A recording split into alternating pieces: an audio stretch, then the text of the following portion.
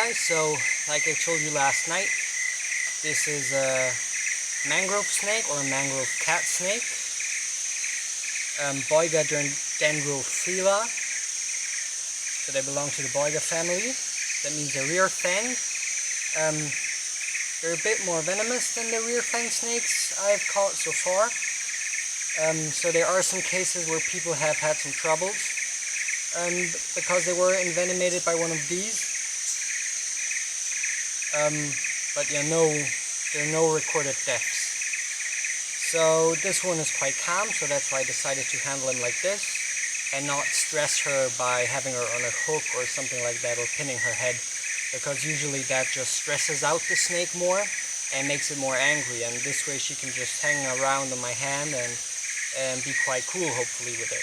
So as you can see, they're a black snake and they have this beautiful yellow patterning on their body, and yeah, they just look so stunning.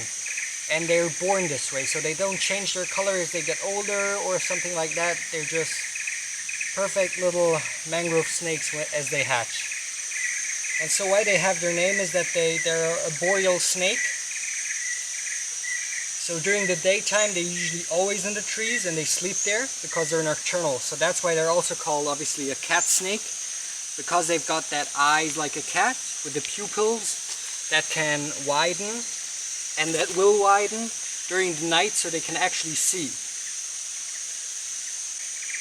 So yeah, and they like to hang out in the mangroves, but they're also fine to hang out in just any tree, really.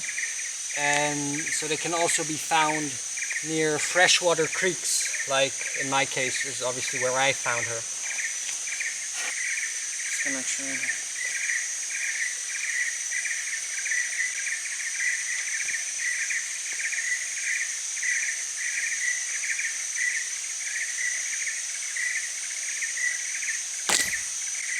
Just gonna try.